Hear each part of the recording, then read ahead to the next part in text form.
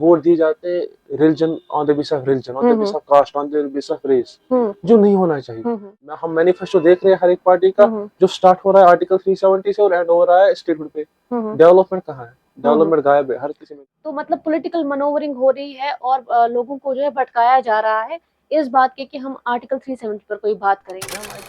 अस्सलाम वालेकुम beautiful viewers, I hope you all are doing well and great. Welcome back to my YouTube channel Anika Nazir. आज के video podcast में हमारे साथ एक नौजवान जुड़े हैं जो साउथ कश्मीर से बिलोंग करते हैं। मेरी चैनल का मकसद यही रहता है कि मैं ज़्यादा से ज़्यादा उन नौजवान चेहरों को आपके सामने लाऊं जो चेंज मेकर्स होते हैं हमारी सोसाइटी में और खासकर हमारे कश्मीर में। तो आज ऐसा ही एक नौजवान चेहरा मैंने आपके सामने लाया है। इनका नाम जासिब शबीर है, एक्टिविस्ट है और बहुत सारा पॉजिटिव काम जो है हमारी सोसाइटी में करते हैं, खासकर साउथ कश्मीर में करते हैं। और ये पुलवामा से बिलोंग करते हैं और पुलवामा वही जगह है जिसको एक वक्त पर टेररिज्म का बेड माना जाता था और या पुलवामा को ये भी कहा जाता था जहां पुलवामा अटैक हुआ था और जिसमें हमारे कई सारे नौजवान जो है सिक्योरिटी के शहीद हुए थे। और आज उस पुलवामा में कैसी तस्वीरें हमें देखने को मिलती हैं या कैसा बदलाव हमें देखने को मिलता है, आज हम उसी मौजू पर जासिब से बात करेंगे और उनकी पर्सनल जर्नी भी जानेंगे, सो दैट हम सबको ये पता चले और हम इस चीज से मुतासिर हो कि कश्मीर के नौजवान कितना अच्छा काम कर सकते हैं और कितना आगे बढ़ सकते हैं। First of all thank you so much Jasib मेरे साथ मेरी चैनल पे जुड़ने के लिए। Thank you so much ma'am.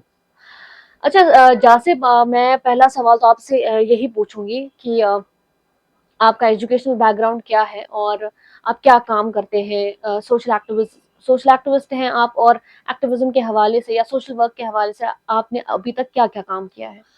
Currently ma'am I am doing BA third same in degree college Pulwama में।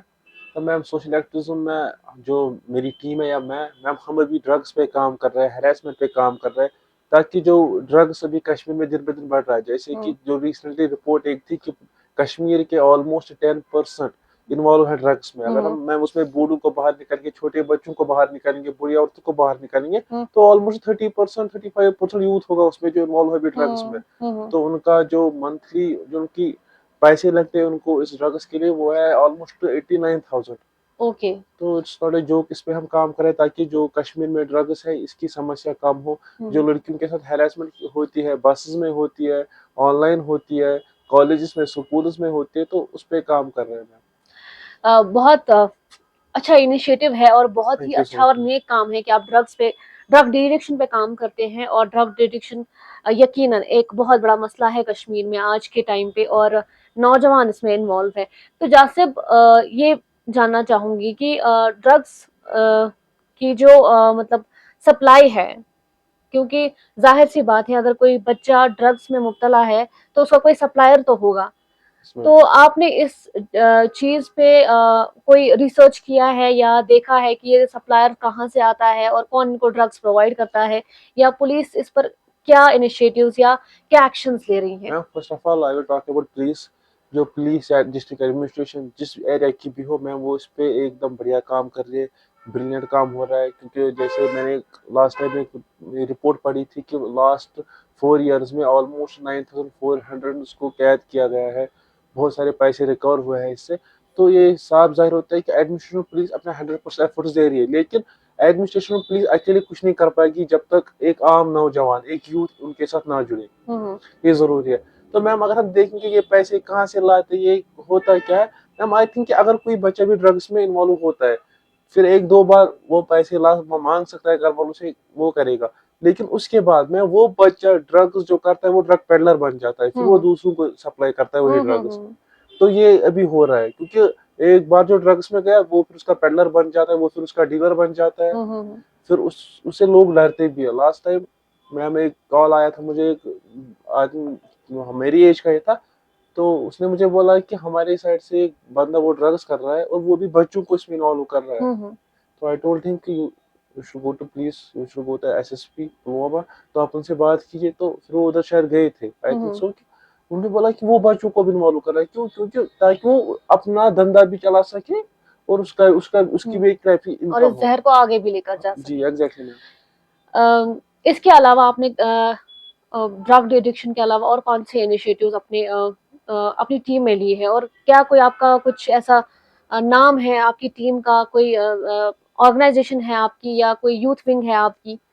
मैम अपने अपनी जो ऑर्गेनाइजेशन है उसका नाम रखा है ma'am team rising youth, but currently rising youth. Team okay. Rising youth ma'am वो टीम है। बट करंटली मैम जो हमें सपोर्ट मिलता है, हमेशा से जो हमें सपोर्ट मिला है वो मिला है सेव सेफ फ्यूचर ऑर्गेनाइजेशन की तरफ से, जिन्होंने हमेशा हमें हेल्प की है। हम्म हमें ड्रग्स पे काम करना हो, हमें हरेसमेंट पे काम करना हो, हम्म हमें बच्चों को बैग्स प्रोवाइड करने हो, स्टेशनरी प्रोवाइड करनी हो। लास्ट टाइम मैम हमने वहाँ पे एक इवेंट किया था रिलेटेड ड्राइंग कंपटीशन, तो उसमें भी सेव सेफ फ्यूचर का एक हाथ नहीं पूरा ही हाथ उनका था, क्योंकि सब वहीं से आया। हमें जो हमें करना था बस हमने वहाँ पे ऑर्गेनाइज किया। हम्म। तो फर्स्ट ऑफ ऑल मैं पहले सेव फ्यूचर को थैंक यू कहूंगा, उसके बाद जो हमारी टीम है राइजिंग यूथ, तो उसके बाद उनको।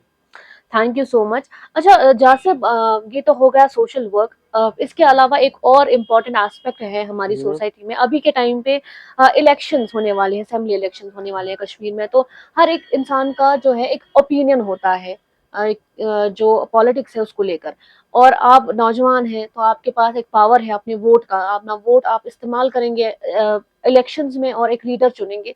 तो इलेक्शन के हवाले से क्या सरगर्मियां हैं साउथ कश्मीर में? मैम मैं इलेक्शन के बारे में ये बात कहूंगा कि अगर हम देखेंगे जो होता आ रहा है कश्मीर में, हम्म यहाँ पे वोट दिए जाते हैं religion, on the base of religion, on the base hmm of caste, on the base of race, hmm जो नहीं होना चाहिए। हम्म मैं एक बात कहूंगा मैम, अगर कोई इंडिपेंडेंट बंदा उतरा है मैदान में, वो हम्म पॉलिटिक्स में उतरा है, अगर वो डिजर्विंग है तो हमें वोट उसको डालना चाहिए। हम्म ना कि अगर कोई किसी बड़ी पार्टी से हो तो हम्म हमें उसको वोट नहीं देना चाहिए, क्योंकि हम्म ही इज नॉट डिजर्विंग। अगर डिजर्विंग वो वाला बंदा है, वो कल को हमारे लिए काम करेगा, वो हम्म कल को हमारे लिए खड़ा होगा, तो हमें उस पर काम करना है।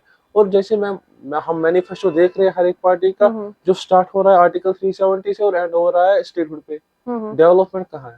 हम्म। डेवलपमेंट गायब है हर किसी तो मैनिफेस्टो में। आपको लगता है ये एक किस्म की पॉलिटिकल मनोवरिंग हो रही है कि बेसिक इश्यूज से ध्यान हटाकर सिर्फ आर्टिकल 370 और स्टेटहुड पे डाला जा रहा है? और स्टेटहुड वो है जो ऑलरेडी सुप्रीम कोर्ट ने भी प्रॉमिस की है कि वो तो रेस्टोर होनी ही होनी है, whether exactly. Someone will ask about it और नॉट, स्टेटहुड रेस्टोर होगी।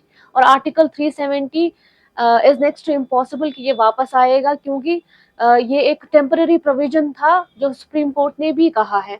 तो मतलब पॉलिटिकल मनोवरिंग हो रही है और लोगों को जो है भटकाया जा रहा है इस बात के कि हम आर्टिकल 370 पर कोई बात करेंगे। मैम आई थिंक ये जो अभी आर्टिकल 370 पे बात हो रही है, ये एक टाइप से मैम बोल सकते हैं कि वोट की सिंपैथी ले रहे हैं शायद। ये चाहते हैं कि लोग हमें इस बेस पे वोट करेंगे, बट मैम अभी लोग, उनको पता है कि हमें क्या करना है। हम्म वो अब बोलते हैं ना, वोट से इनको बदला देंगे, जो उन्होंने पिछले 70 साल से यहाँ पे कश्मीर में किया है, हम्म। तो उसका बदला वोट से लेंगे। क्या लगता है साउथ कश्मीर में कौन लीड करेगा मैम अपने? इस टाइम पे हाँ। मैम अगर हम साउथ कश्मीर की बात करेंगे मैम, वहाँ पे अभी पूरा गर्म माहौल है, इंडिपेंडेंट बहुत उतरे हैं वहाँ पे। वोट्स उधर इधर बहुत जाएंगे इस टाइम पे। अच्छा। वहाँ से वही परा है, खलील बंद है, उनके बीच में टफ कंपटीशन होने वाली है, नेक टू नेक कंपटीशन होगी उन दोनों के बीच में, आई थिंक सो। क्योंकि जो इंडिपेंडेंट लोग हैं वहाँ पे वो भी वोट्स लेंगे, तो it's gonna be a huge competition. और इसका कोई अभी हम अंदाजा नहीं लगा सकते कि कौन कितनी सीट्स हासिल कर सकता है, एग्जैक्टली। क्योंकि कोई पता नहीं है कि कौन किसे वोट करने वाला है। अच्छा, ये जो आप करंट टाइम में रैलीज देखते हैं डिफरेंट पॉलिटिकल पार्टीज की, या जो भी काइंड ऑफ सेलिब्रेशन चल रहा है, ये एक हैप्पी सेलिब्रेशन है, कोई वायलेंस नहीं है, सब अपनी अपनी एग्जैक्टली। एक पॉलिटिकल रैली को लेकर निकलता है, उनके साथ लोग चलते हैं अपनी मर्जी से।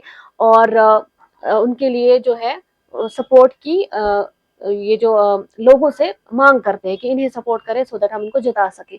आप इस चीज को कैसे देखते हैं कि ये चीजें अब नॉर्मली हो रही है कश्मीर में? क्योंकि पहले जब हम देखते थे कोई वोट डालता था तो उसे बहुत डराया धमकाया जाता था, या उसे ये थ्रेट परसेप्शन होता था कि by evening I will be threatened, क्योंकि मैंने किसी पॉलिटिकल पार्टी को वोट दिया है या सपोर्ट किया है। मैम अब तो ये मसला नहीं है। अगर हम रिसेंटली के लोकसभा इलेक्शन में, तो हम्म वोट्स तो बहुत ज्यादा पड़े हैं पूरे हम्म कश्मीर में। हम्म ऑल ओवर कश्मीर बहुत ज्यादा वोट्स पड़े हैं। अगर हम मैम देखेंगे तो इस बार भी आई थिंक 60 तक तो परसेंटेज आएगी, ऊपर भी जा सकती है। जैसे भी माहौल है ऑल ओवर कश्मीर, रैलीज निकल रही है, हम्म पीसफुल है, रैलीज निकल रही है ऑल ओवर कश्मीर। जो एक डेमोक्रेसी का हम फेस्टिवल बोल सकते हैं इसको, हम्म उसको भी लोग मना रहे हैं, उस फेस्टिवल को सब हम्म लोग इकट्ठा होके। हम्म जैसे कि if I am from south Kashmir, तो मैं रोज हर एक एक पार्टी की रैलियां देखता हूँ। पहले एक मैं बोलूंगा एनसी की आते, फिर उसके बाद पीडीपी की, फिर उसके बाद बीजेपी की, हम्म फिर उसके बाद एआईपी की। तो हम्म हर एक रैली निकलती है वहां से, वो हम्म लोग जुड़ते हैं उनमें। So it's a festival.